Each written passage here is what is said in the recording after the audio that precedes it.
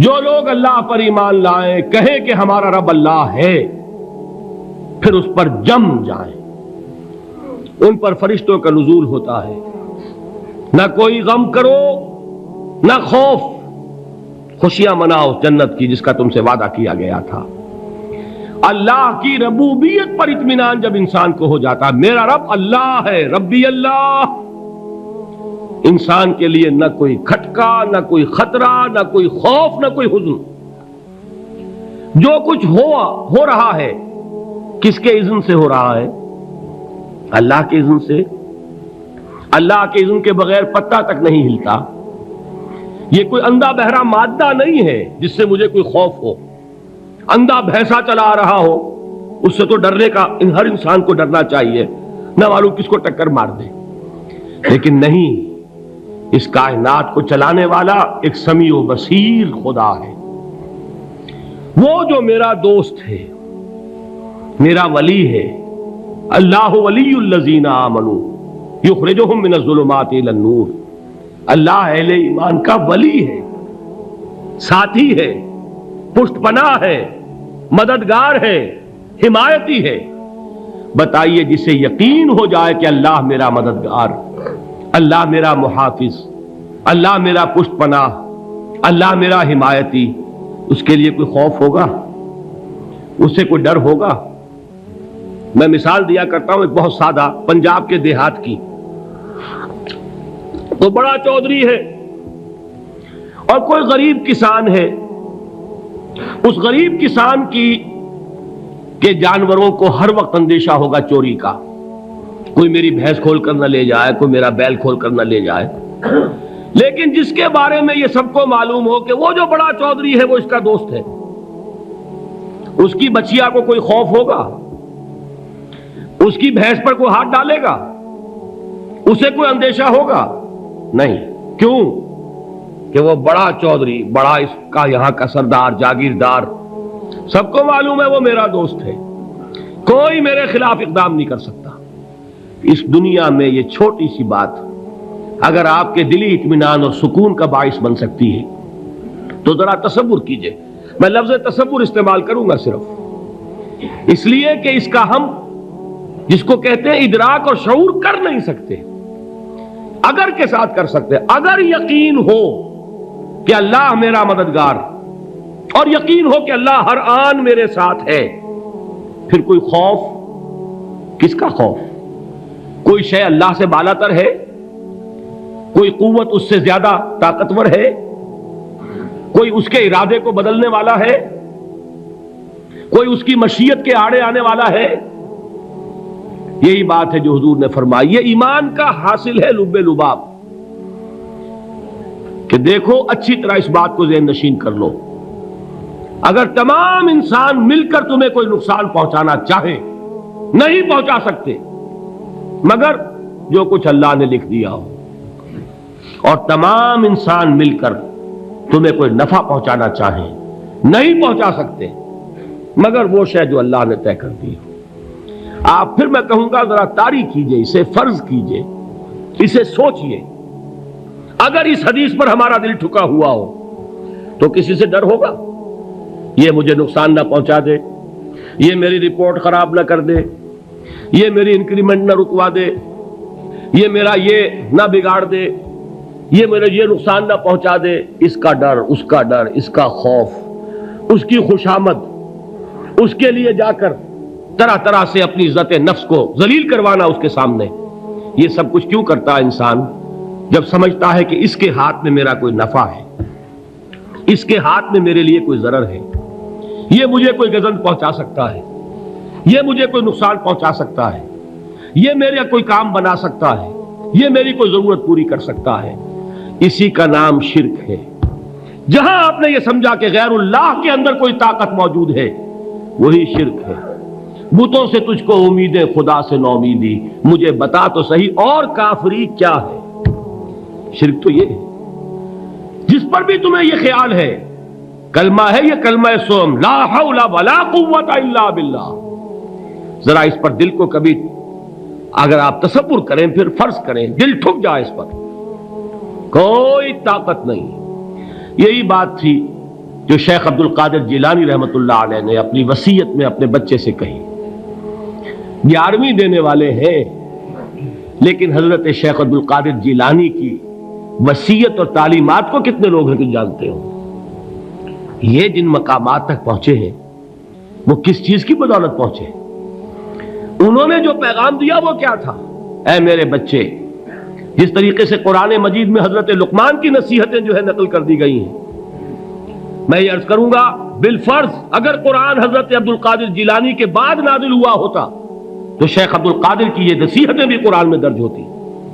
اتنی اونچی نصیحتیں ہیں. اے میرے بچے، اس حقیقت کو ذہن نشین کر لے، لا فاعل فی الحقیقت ولا مؤثر الا اللہ. اس کائنات میں نہ کوئی فاعل حقیقی ہے نہ مؤثر حقیقی ہے سوائے اللہ کے. کسی شے میں کوئی تاثیر نہیں اگر اللہ نہ چاہے. آگ جلا نہیں سکتی اگر اللہ نہ چاہے. پانی ڈبو نہیں سکتا اگر اللہ نہ چاہے. زہر ہلاک نہیں کر سکتا اگر اللہ نہ چاہے. کوئی چیز فائدہ نہیں پہنچا سکتی اگر اللہ نہ چاہے. تو در در پہ کیوں سر جھکاتے ہو؟ در در پر کیوں جبیں سائی کرتے ہو؟ سب کے سامنے کیوں ہاتھ پھیلاتے ہو؟ ایک اللہ سے مانگو، ایک اللہ کے سامنے زمین پر اپنی جبین رکھو. لا فاعل فی الحقیقت ولا مؤثر الا اللہ. نظر آتا ہے ہمیں کہ پانی پیاس بجھا دیتا ہے. پیاس بجھانے کی صلاحیت پانی میں نہیں ہے، اللہ کے اذن سے. کھانا بھوک مٹا دیتا ہے. بھوک مٹانے کی صلاحیت کھانے میں نہیں ہے، اذن رب میں ہے. دیکھیے یہی یقین تھا. حضرت موسیٰ علیہ السلام کا واقعہ یاد کیجئے. سامنے سمندر آ گیا ہے، قوم دیکھتی ہے پیچھے کہ گرد و غبار کا طوفان ہے. معلوم ہوا کہ فرعون اپنے لشکر سمیت آ گیا ہے. لشکر جب چلتا تھا تیز رفتاری کے ساتھ تو گرد و غبار کا جو طوفان اٹھتا تھا اس کا تصور کیجیے. اور لمحہ بلمحہ وہ قریب آ رہا ہے. پوری قوم نے کیا کہا؟ اے موسیٰ انا لمدرکون، اے موسیٰ ہم کو پکڑے گئے. قرآن مجید نے تو یہاں وہ باتیں نہیں لکھی ہیں، لیکن تورات میں یہ درج ہے کہ بنی اسرائیل جھگڑنے لگے، دست و گریبان ہو گئے موسیٰ کے ساتھ. موسیٰ ہمیں یہاں مروایا لا کر، اس سے تو ہم ہی بہتر تھے. وہاں کھانے کو ملتا تھا، زندگی تو تھی، بیگار ہم کر رہے تھے، موت تو نہیں تھی. اب جو کچھ ہوگا اس کا تصور کرو، جس طریقے سے ہمارے ٹکڑے اڑائے جائیں گے. تو لڑ رہے ہیں حضرت موسیٰ علیہ السلام سے. یہ تورات کی تفصیل ہے. قرآن میں صرف اتنا آیا ہے، پریشان ہو کر انہوں نے کہا انا لمدرکون، موسیٰ ہم تو پکڑے گئے. اس وقت موسیٰ کا جواب کیا ہے؟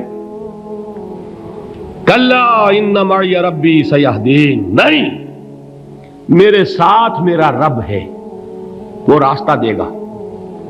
بتائیے کہاں راستہ نظر آ رہا ہے؟ یہ ہے ایمان بالغیب. راستہ نظر نہ آئے تب اللہ پر یقین ایمان ہے. جیب میں پیسے ہوں اور تب دل کو اطمینان ہے تو ایمان کس پر ہوا؟ پیسے پر، اللہ پر نہیں. جب وسائل و ذرائع نہ ہو اور پھر یقین ہو کہ اللہ مسبب الاسباب ہے، وہ اسباب کا پابند نہیں ہے، وہ اسباب کا محتاج نہیں ہے، اسباب اس کے محتاج ہے.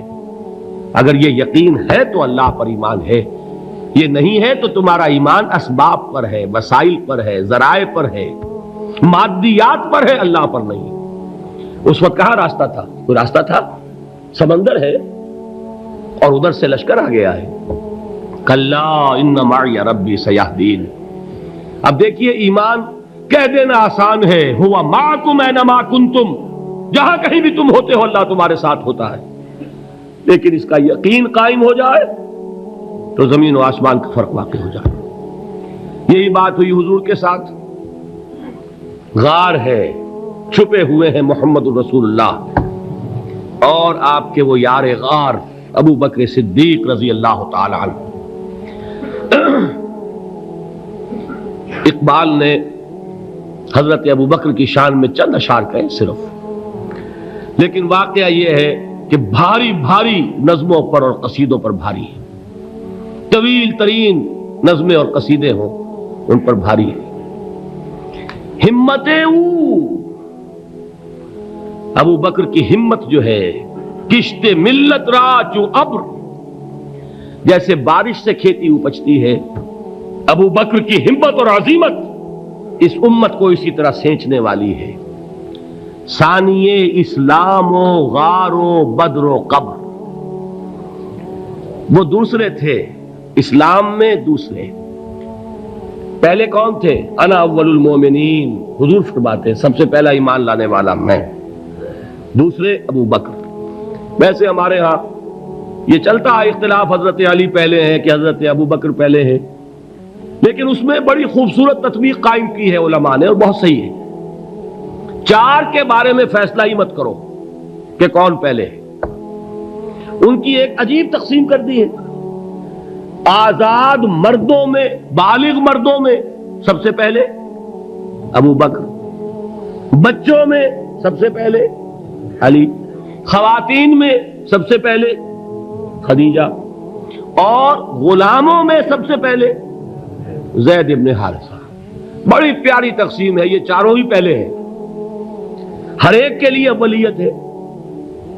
اور واقعہ یہ ہے کہ اگر زمانی اعتبار سے تعین ہوگا تو پہلے خدیجۃ الکبریٰ آئیں گی رضی اللہ تعالی عنہ، کسی اور سے بات کرنے کی نوبت بعد میں آ سکتی ہے، پہلے تو اہلیہ محترمہ سے بات ہوئی، آتے ہی پہلی وحی ہوئی ہے، ابھی تبلیغ کا حکم نہیں تھا، کس کو بتایا واقعہ؟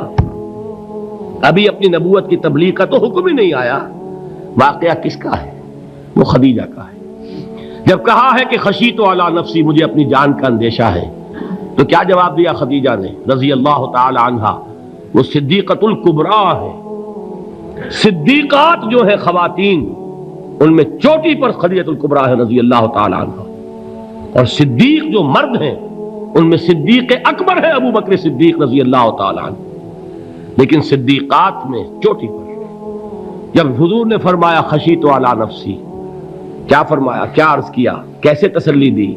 نہیں نہیں، اللہ آپ کو ضائع نہیں کرے گا، آپ غریبوں کے ہمدرد ہیں، آپ مساکین کے تکالیف رفع کرنے والے ہیں، آپ بیواؤں کی سرپرستی کرتے ہیں، آپ مسافروں کی خدمت کرتے ہیں، اللہ آپ کو ضائع نہیں کرے گا۔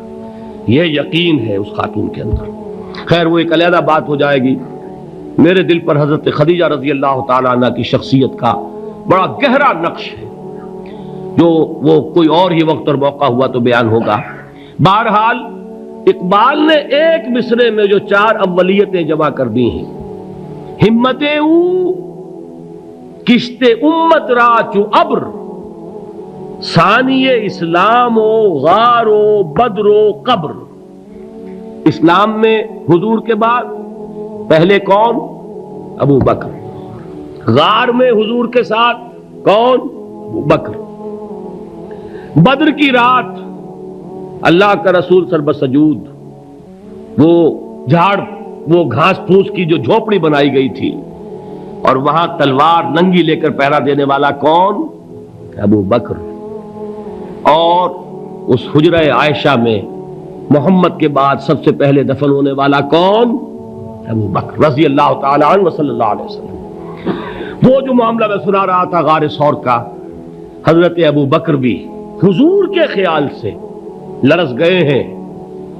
آپ کو یاد ہوگا کہ جا کر پہلے تمام جتنے سوراخ تھے انہیں بند کیا ہے، ایک سوراخ رہ گیا تھا جس کو بند کرنے کے لیے کوئی کپڑا نہیں تھا، وہاں اپنی ایڑی رکھی ہے، تب کہا ہے حضور سے تشریف لائیے، اور اپنے زانو پر حضور کو لٹایا ہے، اور وہاں کسی موذی جانور نے کاٹا ہے، حضور کی آنکھ لگ گئی تھی، اس وقت اس بل کے اندر جو بھی بچھو ہے کیا ہے واللہ عالم، اس نے کاٹا ہے، اس کی تکلیف کی وجہ سے ابو بکر کی آنکھوں سے آنسو ٹپک گئے، حضور کے چہرے مبارک پر پڑے ہیں، تو حضور جاگے ہیں، معاملہ کیا ہے؟ ایڑی نہیں ہٹائی وہاں سے، مبادا وہ جانور وہاں سے نکل کر محمد الرسول اللہ کو کوئی گزن پہنچا دے، ابو بکر کی ایڑی ہے، جس طرح چاہے کھا لے، ختم کر دے، جان نکل جائے تب کوئی آنچ آئے محمد پر تو آئے، لیکن جیتے جی نہیں۔ وہ ہے ابو بکر حضور کے خیال سے۔ اس وقت حضور نے پھر اپنا لعاب دہن لگایا ہے، اور اس سے پھر آپ کی تکلیف ختم ہوئی۔ جیسے خیبر میں حضرت علی کی آنکھ دکھ رہی تھی، اس کو جو شفا حاصل ہوئی ہے وہ بھی حضور کے لعاب دہن سے ہوئی۔ تو بہرحال اس وقت انہوں نے کہا ہے کہ اے نبی یا رسول اللہ، اگر اس وقت ان میں سے کسی نے غیر ارادی طور پر بھی اپنے قدموں کی طرف جھانک لیا تو پکڑے جائیں گے۔ کیا جواب تھا اللہ کے رسول کا؟ لا تحزن ان اللہ معنا، اللہ ہمارے ساتھ ہے، کیوں گھبراتے ہو ابو بکر؟ یہ ہے ایمان باللہ، میرا مالک اللہ، میرا رازق اللہ، میرا محافظ اللہ، میرا مددگار اللہ، میرا پشت پناہ اللہ، میرا دوست اللہ۔ یہ دوستی ہے اللہ کی جو لب لباب ہے، حاصل ہے ایمان کا، اسی کا نام ولایت ہے۔ اولیاء اللہ کے سروں پر سینگ نہیں ہوتے، جس کے دل میں ایمان راسخ ہو چکا ہو وہی اللہ کا ولی ہے، جسے اللہ پر یقین ہو چکا ہے وہی اللہ کا ولی ہے، جسے یقین ہے اللہ میرے ساتھ ہے، میرا مددگار، میرا پشت پناہ، میرا ساتھی، میرا دوست، میرا محبوب، میرا محب۔ اللہ اہل ایمان سے محبت کرتا ہے۔ واللہ یحب الصادقین، ان اللہ یحب الذین یقاتلون فی سبیلہ صفا کانہم بنیان مرصوص۔ اللہ محبت کرنے والا، اہل ایمان محبوب، اور اہل ایمان محبت کرنے والے اللہ محبوب۔ والذین آمنوا اشد حبا للہ۔ آپ تصور کیجئے جسے یہ رشتہ ایمان یا رشتہ ولایت حاصل ہو جائے، الا ان اولیاء اللہ لا خوف علیہم ولا هم یحزنون، آگاہ ہو جاؤ، اللہ کے دوستوں کے لیے نہ کوئی خوف ہے نہ کوئی حزن ہے۔